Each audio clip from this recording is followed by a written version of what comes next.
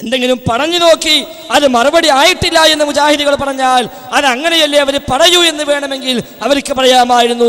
പക്ഷേ ഞങ്ങൾ മറുപടി പറയില്ല എന്ന് നേക്ക് നേരെ തുറന്നു പറയുകയാണ് അവർ ചെയ്തത്. ശേഷം മുജാഹിദുകൾ ചോദ്യോത്തരം വന്നു. മുജാഹിദോട് ചോദിക്കുകയും മുജാഹിദുകൾ മറുപടി പറയുകയും ചെയ്യുന്ന രംഗം വന്നപ്പോൾ അവർ ചോദിച്ച ഒന്നാമത്തെ ചോദ്യം, മുഹമ്മദ് നബി സ്വല്ലല്ലാഹു അലൈഹി വസല്ലം ഖബറിൽ ചെന്നുകൊണ്ട് നബി സ്വല്ലല്ലാഹു അലൈഹി വസല്ലം കേൾക്കുകയും ഉത്തരം ചെയ്യുകയും ചെയ്യുമെന്ന വിശ്വാസത്തോടു കൂടി മുഹമ്മദ് നബിയെ യാ മുഹമ്മദ് എന്ന് വിളിച്ചാൽ അത് ശിർക്കാകുമോ എന്നാണ്. ശിർക്കാകുമോ എന്നാണ് ആ ചോദ്യം. അബദ്ധമായി പോയി എന്നാണ് അവരിറക്കിയ സെൻസിംഗ് മാസിക പോലും വായിക്കുമ്പോൾ മനസ്സിലാകുന്നത്. സെൻസിംഗ് മാസികയിൽ ചോദ്യം മാറ്റിയിട്ട് അപ്പ കൊടുത്തത്. അവർ ചോദിച്ച ചോദ്യം പോലും അത് മാറ്റി തിരുത്തി ഇങ്ങനെയാണ് ചോദിക്കേണ്ടത് ഇരുന്നത് എന്ന് അവർക്ക് ഇപ്പൊ തോന്നിയ രൂപത്തിൽ ആ ചോദ്യം മാറ്റിയിട്ടാണ് ഏറ്റവും പുതിയ സെൻസിംഗ് മാസികയിൽ ഇപ്പൊ ഇറക്കിയിട്ടുള്ളത്. ആവട്ടെ, അങ്ങനെ വിളിച്ചാൽ തേടിയാൽ ശിർക്കാകുമോ എന്ന് ചോദിക്കുമ്പോൾ ഹനീഫ് കായക്കൂടി അർത്ഥസംഖ്യയില്ലാത്ത വിധം എഴുന്നേറ്റുകൊണ്ട് പറഞ്ഞു, ഇതാ ശ്രദ്ധിച്ചോളൂ, ഉത്തരം പറയുകയാണ്, ഇനി പറഞ്ഞില്ലെന്ന് പറയേണ്ടതില്ല എന്ന് പറഞ്ഞുകൊണ്ട് ലോകത്ത് വന്ന അമ്പിയാക്കന്മാർക്ക് ആർക്കും ഈ വിഷയത്തിൽ തർക്കമില്ല. ലോകത്ത് വന്ന സ്വഹാബത്തിന് ഈ വിഷയത്തിൽ തർക്കമില്ല. താബികൾക്ക് സംശയമില്ല. അഹ്ലുസുന്നയുടെ ഇമാമിങ്ങൾക്ക് സംശയമില്ല എന്നതുപോലെ മുജാഹിദ് പ്രസ്ഥാനത്തിനും സംശയമില്ല എന്ന് കൃത്യമായി തുറന്നടിച്ചുകൊണ്ട് ശിർക്ക് തന്നെയാണ് എന്ന് പറയുകയും അതിന് വിശുദ്ധ ഖുർആന്റെ ആയത്തുകളും ഹദീസുകളും ഓതിക്കൊണ്ട് തെളിയിക്കുകയും ചെയ്തപ്പോൾ നൗഷാദ് ഹസനി പറഞ്ഞു, മൗലവി ഏതായാലും മറുപടി പറഞ്ഞിട്ടുണ്ട്. മറുപടി വളരെ പ്രസക്തമായ മറുപടിയുമാണ്, വളരെ ഫിറ്റായ മറുപടിയാണ്. എന്നാൽ മൗലവി രണ്ടാമത്തെ ചോദ്യം ചോദിക്കുന്നു എന്ന് പറഞ്ഞുകൊണ്ട് രണ്ടാമത്തിലേക്ക് പോവുകയാണ് ചെയ്തത്. അതിന് കാരണമുണ്ട്. വിഷയാവതരണം മുതൽ തന്നെ ഇവര് ചില പ്രയോഗങ്ങൾ നിർവഹിച്ചു കൊണ്ടിരുന്നു.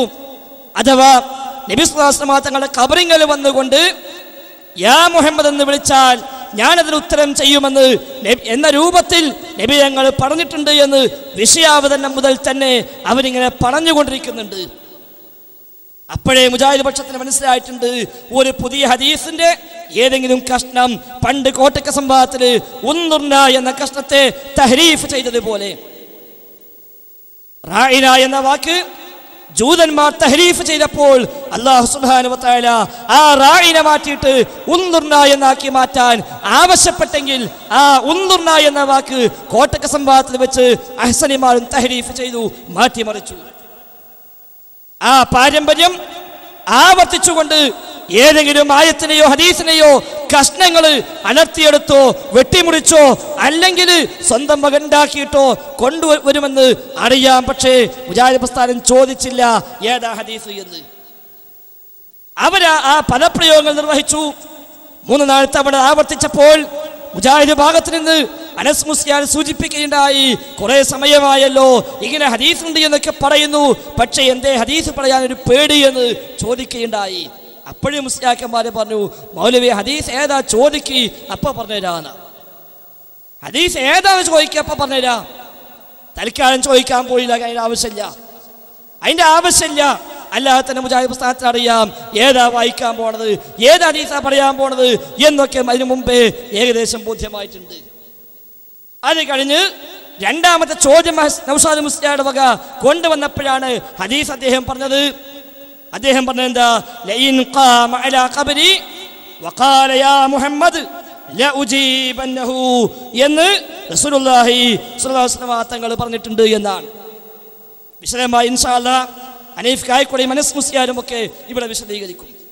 ലഇൻ ഖാമ അലാ ഖബരി വഖാല യാ മുഹമ്മദ് ലഉജീബന്നഹു ലേക്കുന്ന അർത്ഥം എന്താ? അദ്ദേഹം എൻ്റെ ഖബറിൽ നിൽക്കുകയും യാ മുഹമ്മദ് എന്ന് വിളിക്കുകയും ചെയ്താൽ ഞാൻ അതിന് ഉത്തരം ചെയ്യും. പക്ഷെ മുസ്ലിയാക്കന്മാര് ഈ പദങ്ങൾ വായിക്കുകയും എന്നിട്ട് അർത്ഥം വെച്ചപ്പോൾ നിങ്ങൾ എൻ്റെ ഖബറിൽ വന്നുകൊണ്ട് യാ മുഹമ്മദ് എന്ന് വിളിച്ചാൽ ഞാൻ ഉത്തരം ചെയ്യുമെന്ന് ആ സംവാദത്തിൽ 2 പ്രാവശ്യം ആവർത്തിച്ച അർത്ഥം പറയുകയുണ്ടായി. നിങ്ങൾ വിളിച്ചാലെന്ന്. ഹദീസിലുള്ളതോ അദ്ദേഹം വിളിച്ചാലെന്നാണ്. ലഇൻ ഖാമ അദ്ദേഹം നിന്നാലെന്നാണ്, വഖാല അദ്ദേഹം പറഞ്ഞാലെന്നാണ്, ലഉജീബന്നഹു അദ്ദേഹത്തിന് മറുപടി നൽകുമെന്നാണ്. എന്താ വിഷയം? ഈസാ നബി അലൈഹി സ്വലാത്തു വസ്സലാം ഇറങ്ങി വരുന്ന കാലഘട്ടവുമായി ബന്ധപ്പെട്ട് പ്രവാചകൻ പഠിപ്പിച്ച ഹദീസ് അതിന്റെ ആദ്യ ഭാഗങ്ങൾ ബുഖാരിയിൽ വന്നിട്ടുണ്ട്, മുസ്ലിമിൽ വന്നിട്ടുണ്ട്. ഈ പൂർണ്ണരൂപത്തിൽ ഇബ്നു അസാക്കിറിന്റെ താരീഖു ദിമശ്കിലും മുസ്നദ് അബൂ യഅലയിലുമൊക്കെ അതേപോലെ ഹാക്കിമിലുമൊക്കെ ഉദ്ധരിക്കപ്പെട്ട് വന്നിട്ടുണ്ട്. പല സനദുകളിൽ പല മത്നുകളിൽ ഉദ്ധരിക്കപ്പെട്ട ഒരു ഹദീസ്. അതിൽ റസൂൽ പറയുകയാണ്, വല്ലദീ നഫ്സു അബിൽ ഖാസിം ബിയദിഹി, അല്ലാഹുവാണ് സത്യം, ലയൻസിലന്ന ഈസ ഇബ്നു മറിയം, തീർച്ചയായും ഈസാ നബി സ്വല്ലല്ലാഹു അലൈഹി വസല്ലം ഇറങ്ങുക തന്നെ ചെയ്യും. ഇമാമൻ മുഖ്സിത, നീതി നടപ്പാക്കുന്ന ഇമാമായിക്കൊണ്ട് അദ്ദേഹം ഇറങ്ങി വരിക തന്നെ ചെയ്യും എന്ന് പറഞ്ഞ് ആ ഈസാ നബി സ്വല്ലല്ലാഹു അലൈഹി വസല്ലം ഇറങ്ങി വന്നാൽ ഉണ്ടാകുന്ന സംഭവങ്ങളെല്ലാം പറഞ്ഞിട്ട് അതിന്റെ അവസാന ഭാഗത്ത് ആ ഈസാ നബി അലൈഹി സ്വലാം എന്റെ ഖബറിൽ വന്നുകൊണ്ട് യാ മുഹമ്മദ് എന്ന് വിളിച്ചാൽ ഞാനതിന് ഉത്തരം ചെയ്യും. ഇത് ഈസാ നബിയുടെ വിഷയമോ അദ്ദേഹത്തിന്റെ ഇറങ്ങി വരലോ ഒന്നും പറയാതെ ഈ ഒരു അവസാന കഷ്ടം മാത്രം ഉന്നയിച്ചുകൊണ്ട്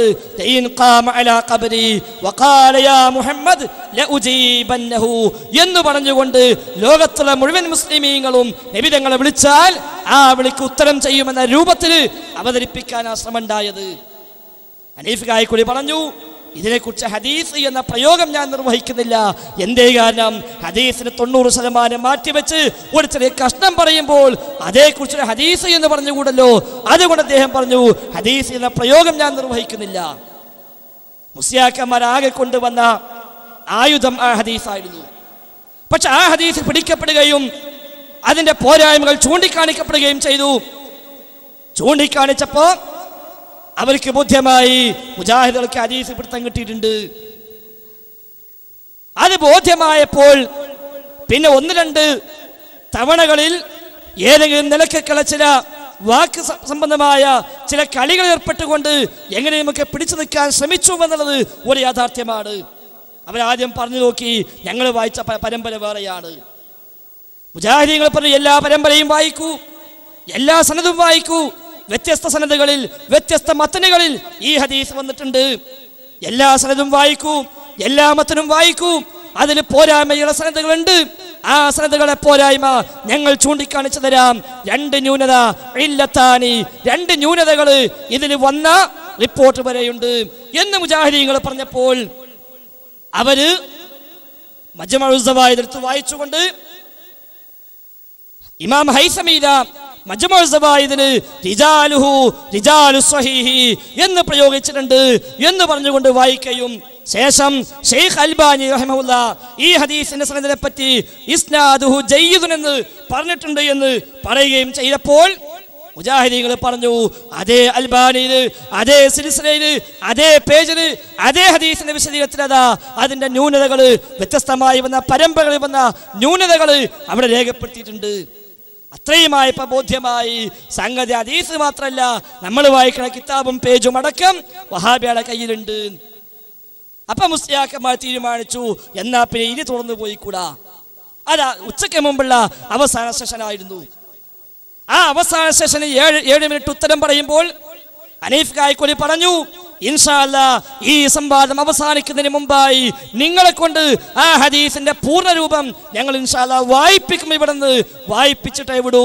അപ്പൊ ബോധ്യമാകും ആരെക്കുറിച്ചാണ് ഈ പറഞ്ഞത്, ആര് വിളിച്ചാൽ എന്നാണ്, ആര് പോയി നിന്നാൽ എന്നാണ്, ആർക്കാണ് ഉത്തരം ചെയ്യുക എന്നാണ് എന്നൊക്കെ പൂർണ്ണമായി വായിക്കുമ്പോൾ ബോധ്യമാകും.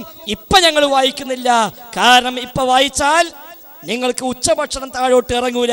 അതുകൊണ്ട് ഭക്ഷണം കഴിച്ചു വരി, എന്നിട്ട് നിങ്ങളെ കൊണ്ട് വായിപ്പിക്കും. ഇല്ലെങ്കിൽ ഇൻഷാ അല്ലാഹ് പോകുന്നതിന് മുമ്പ് ഞങ്ങൾ വായിച്ചു കളിപ്പിക്കും എന്ന് പറഞ്ഞപ്പോൾ മുസ്ലിയാക്കന്മാർ തീരുമാനിച്ചു, എന്നാ പിന്നെ ഉച്ചഭക്ഷണം കഴിഞ്ഞ് വരേണ്ട ആവശ്യമില്ല. അതാണ് ഉണ്ടായത്. ഉച്ചഭക്ഷണം കഴിഞ്ഞ് വന്നപ്പോ മുസ്ലിയാക്കന്മാര് പറഞ്ഞു, വഹാബികള് ആ അൽബാനിന്റെ കിതാബിൽ ഉണ്ട് എന്ന് പറഞ്ഞ കളവാണ്. അതുകൊണ്ട് മാപ്പ് പറയാതെ ഇനി സംവാദം മുമ്പോട്ട് പോകാൻ പറ്റൂല. മധ്യസ്ഥന്മാരെ പറഞ്ഞ സംവാദം ഇനിയും നടക്കട്ടെ. ഞാൻ അവസാനിപ്പിക്കുകയാണ്. വ്യവസ്ഥ പ്രകാരം ഇനിയും നടക്കട്ടെ സംവാദം. അതിൽ ചോദിക്കാൻ 2 കൂട്ടർക്കും അവസരമുണ്ട്, ഉത്തരം പറയാൻ 2 കൂട്ടരും ബാധ്യസ്ഥരാണ്. അതുകൊണ്ട് ബാക്കി ഭാഗം അപ്പോൾ വായിക്കൂ, അപ്പോൾ ചോദിക്കൂ, ഇൻഷാ അല്ലാഹ് തെളിയിക്കാം. ഇല്ല, പറ്റൂല, ഇനി മാപ്പ് പറയാതെ സംവാദം മുമ്പോട്ടില്ല. അങ്ങനെയാണ് ആ സംവാദം ഉച്ചയോടുകൂടി 2:30 മണിയോടുകൂടി പിരിഞ്ഞു പോകുന്നത്. ഉച്ചയ്ക്ക് ശേഷം പിന്നെ ഉണ്ടായില്ല. രണ്ട് കാര്യം. ഒന്ന്, ഹദീസ് അവരെ കൊണ്ട് വായിപ്പിച്ചാൽ അവർ കൊണ്ടുവന്നത് പൊളിയുമെന്ന് അവർക്കറിയാം. രണ്ടാമത്, രാവിലെ ചോദിച്ച ചോദ്യം ബാക്കിയുണ്ട്, ഉച്ചക്ക് ചോദിച്ചോളൂ എന്ന്